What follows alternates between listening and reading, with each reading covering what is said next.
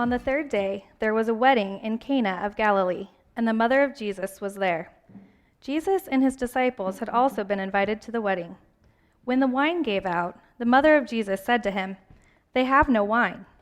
And Jesus said to her, "Woman, what concern is that to you and to me? My hour has not yet come." His mother said to the servants, "Do whatever he tells you." Now, standing there were 6 stone water jars for the Jewish rites of purification, each holding 20 or 30 gallons. Jesus said to them, "Fill the jars with water," and they filled them up to the brim. He said to them, "Now draw some out and take it to the chief steward." So they took it. When the steward tasted the water that had become wine and did not know where it came from, though the servants who had drawn the water knew, the steward called the bridegroom and said to him, "Everyone serves the good wine first, and then the inferior wine after the guests have become drunk. But you have kept the good wine until now." Jesus did this, the first of his signs, in Cana of Galilee, and revealed his glory, and his disciples believed in him. After this, he went down to Capernaum with his mother, his brothers, and his disciples, and they remained there for a few days. So I brought a guest this week. This way, dude. We'll see how this goes. So this is Yadi, and I promise there's a good reason for this other than just because he's going to do this constantly.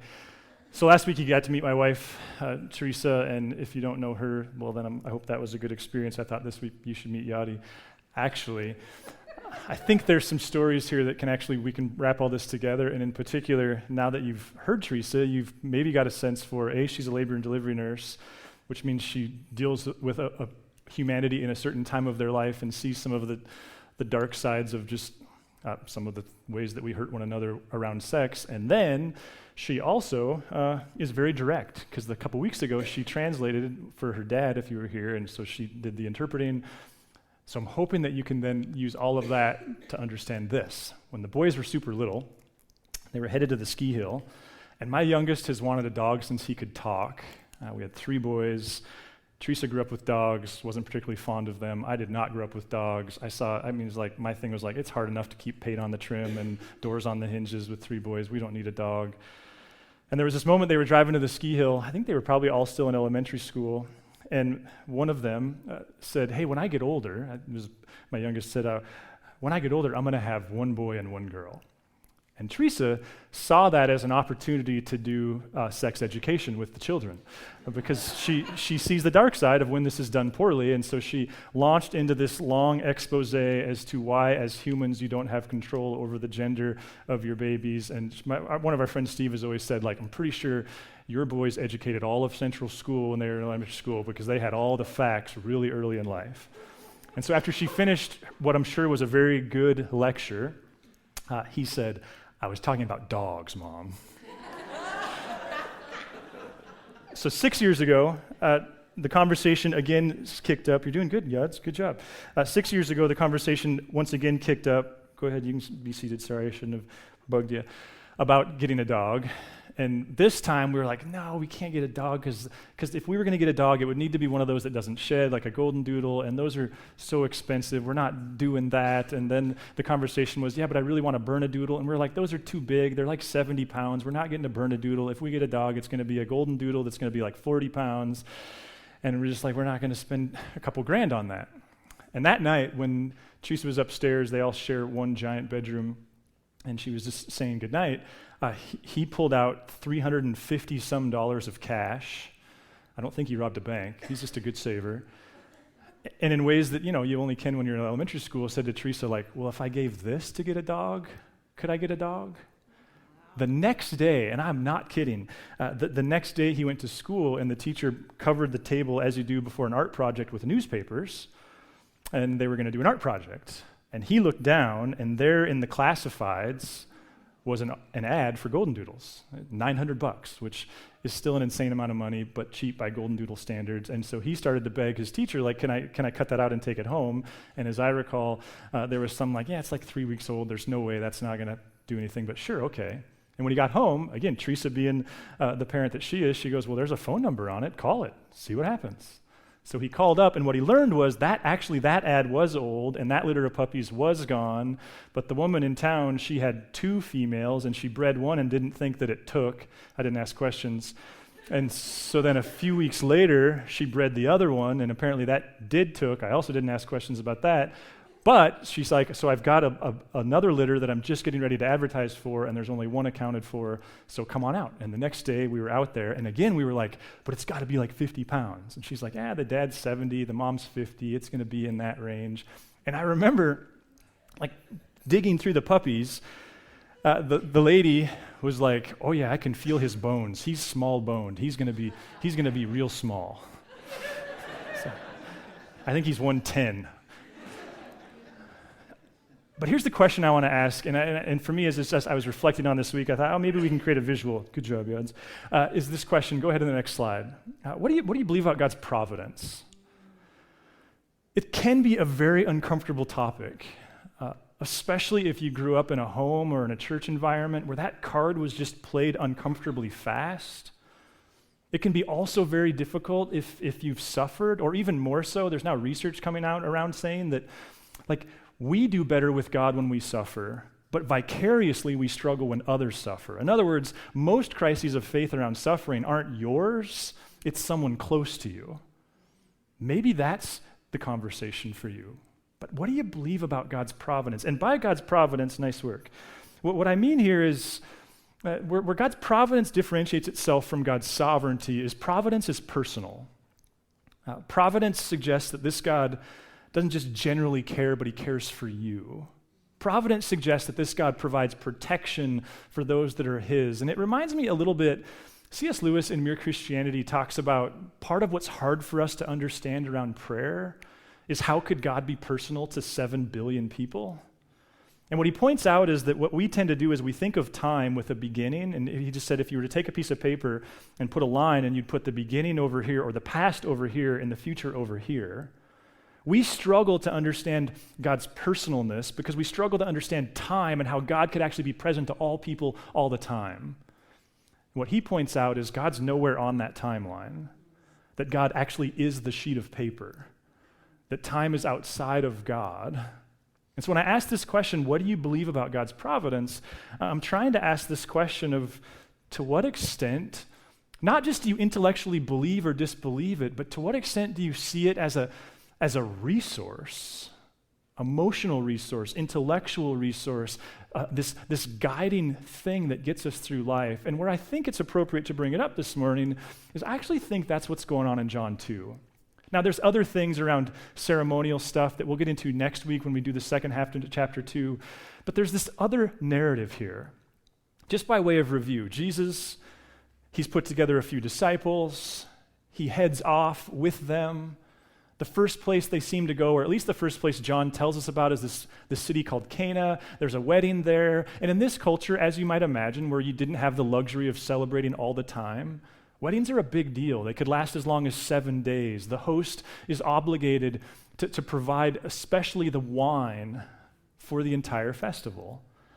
And yet they get halfway into it or some portion into it, and they run out of wine. And that's a big deal. And it's especially a big deal for the host. His social status may never recover from this. And then Mary, who incidentally is never named, she's never called Mary in John's gospel, but Jesus' mother, she comes to Jesus and she says, hey, they're out of wine. Now, we can only speculate as to why she came to him. There's a couple that made sense to me. One is, maybe Mary already knew the heart of this 30-year-old man so well that she knew he was this compassionate person who would actually care more about this man's reputation than he would the ceremonial laws that are otherwise going to get broken. Maybe that's it. Maybe it's kind of a boundaries thing because Jesus brought these disciples with him unannounced, and there's this hey, you created this strain, you brought the extra people, so you deal with it, solve the problem. We don't know. But watch then what Jesus says to her. Next slide. And Jesus said to her, woman, what concern is that to you and to me? My hour has not yet come. Now, We're not going to get into it. I'm just going to ask you to trust me. When he calls her woman, that's not disrespectful. That's a cultural thing that we won't unpack here this morning. It's the second sentence that I just want to spend a few moments reflecting on. My hour has not yet come. You could spend a decent amount of time asking, like, what built-in assumptions are in this statement? See, what we know is that Jesus, in the Gospel of John in particular, Jesus refers to his hour several times. It has with it his crucifixion.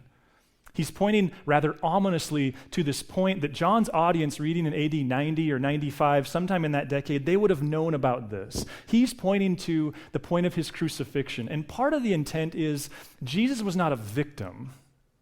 Part of the story is Jesus chose this. But what else is built in? What other assumptions are built into the statement? There is an acceptance. Just don't roll off the stage. There is an acceptance, isn't there? But there's also an acknowledgement of what? There's a permission, isn't there? To rest in the fact that his hour isn't ultimately going to be determined by Pontius Pilate or the religious aristocracy or any of the villains of the story or even by him. He can rest in that timing belongs to who? It belongs to God. So we can ask this question, what do you believe about God's providence? But I think, to be fair, one of the things we can also observe is Jesus believed in it. Like, he lived into it. And I wonder if part of your story might be that we need to acknowledge it can get overplayed. And when we overplay it, we start talking about everything from football games to test scores to things that it just doesn't seem God would really care about or would have time for. We can also overplay it because I think sometimes we come up with ideas like soulmates, and that just doesn't seem to be very based in Scripture. Sometimes you ask God his will, and it seems like the response is, I don't care, there's lots of good choices, do something. But if we acknowledge that we can play that card too quickly, might it also give permission to acknowledge we can be too reticent to play it? And maybe part of the permission of historically following Jesus is while looking suffering in the face, which is what John's audience would have been doing, we have this permission to know that even in these circumstances, God has some semblance of influence. Now, to be fair, we all have a bias when it comes to God's control and human free will. If you spend any time thinking about these things, we all show up with a bias. Where that intersection is, I think, here's my bias. I don't think the Scriptures and God through the Scriptures intends us to know the precise point. Where the x-axis and the y-axis meet, I don't think we get that luxury. It seems that what we get is invited to live in the mystery of there are two variables. I love the historical statement, God does everything, but humans do something. It seems to speak to the paradox of it. But what if the providence of God is a gift? Now look what she says in response to him. Next slide. His mother said to the servants, do whatever he tells you. Now that's interesting, isn't it? And I think it's especially interesting. One of the hard things to do when studying the text is to give yourself permission to go, okay, this is a historical story that happened in like AD 27 or AD 30 or whatever the year was. But it's also being written by an author who's telling his own story. And John says something in chapter 20, next slide, that I think is important to note. He says, now Jesus did many other signs in the presence of his disciples which are not written in this book. Which implies what? There's time to tell X number of stories, and I told these, and I didn't tell these, which gives us permission to ask, why is John telling this story? Like, what's the purpose of this story? Why does he put it here? Is this the chronological order, or is this the artistic order? Do whatever he tells you. What's going on there? Well, maybe part of it, as John is speaking to his own audience, who themselves are suffering and facing suffering, maybe part of it is this Jesus, like he is the shepherd that we've been talking about from the very beginning. There is in the Scriptures this really steady theme of a God who is in fact outside of time, but is also inside of it with us. And the miracle of miracles is offers to lead us. I mean, think of Psalm 23, this great psalm. The Lord is my shepherd, I shall not want. He makes me lie down in green pastures. He leads me beside still waters. He restores my soul. He leads me in the right path for his name's sake. What is that? Well, it's either a trope, or it's this deep spiritual conviction that part of how we navigate what it means to be human is we live into the fact that there's a God who wants to guide and lead. Maybe John is saying, hey, this Jesus, that's him. He is the one. But there's something else too that I for me, this was really fun and I got distracted by it for a bit of time. We have the Bible that Jesus read, if you will, was something that we would today call the Septuagint. It's the Hebrew Old Testament translated into Greek. And what the Septuagint allows scholars to do, and therefore people like us to learn from, is to compare, okay, when the New Testament people wrote in Greek, and they're writing in the same language that the Septuagint's in, where's the similarities? Well, there's a story in Genesis about a guy named Joseph. Maybe you've heard of him. He was unjustly sold into slavery by his brothers. He ended up in Egypt, where by God's providence, he rose into this place of great power, but then he was falsely accused of sexual assault. That resulted in his being thrown in jail. He was there to die, but then there was this dream that the Pharaoh kept having, and word got out that Joseph could interpret dreams, and so Joseph did interpret Pharaoh's dream, and once again, Joseph got out of jail, and this time, he became once again like second in command to the Pharaoh, to this powerful person. And there's this place where after things are unfolding and there's a famine that's about to hit Egypt, the people come to Pharaoh and they're like, what are we going to do? Next slide, Genesis 41:55. When all the land of Egypt was famished, the people cried to Pharaoh for bread, and Pharaoh said to all the Egyptians, go to Joseph. What he says to you, do. Now, we're not speaking Greek, so we can't see it, but scholars will tell you what Mary says and what's said here, they parallel one another. What if we have a tendency to overcomplicate things, and part of John's message is simply, as N.T. Wright says, when people do what Jesus says, things happen. Maybe part of what's going on here is John, the author, speaking to an audience, saying, yeah, you don't know the future, and yeah, things are hard, and yeah, there's suffering, and just do the next thing he tells you to do. A person who's become a good friend of mine who lives in Georgia, his name's Chris, he says it this way. He says, if you follow Jesus long enough, there will be times where you know you're following him and you have no idea where you're going. What if it's kind of like that? So notice there's now two things going on here. A Jesus who seems to rest in the providence of God, and then one who just invites, like, just simplify it. But there's a third thing going on, isn't there? I would suggest a third assumption that deserves our attention. And it deals with this question of, so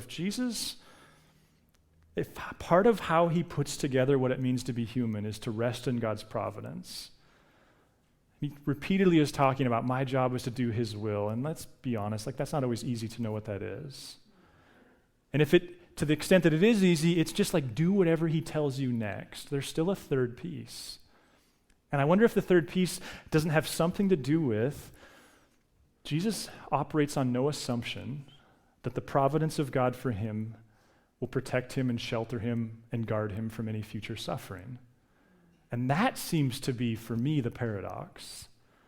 I want providence to the extent that providence means everything works out to my own design. Leslie Newbegin, this great missiologist from the mid-20th century, he said, I'm neither an optimist nor am a pessimist. Jesus Christ rose from the dead.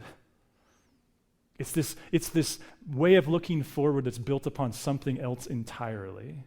In fact, in John 7, there's this place where Jesus is once again working on his hour, and he makes this statement, I will be with you a little while longer, and then I'm going to him who sent me. Now that's warm and fuzzy, but what's implied?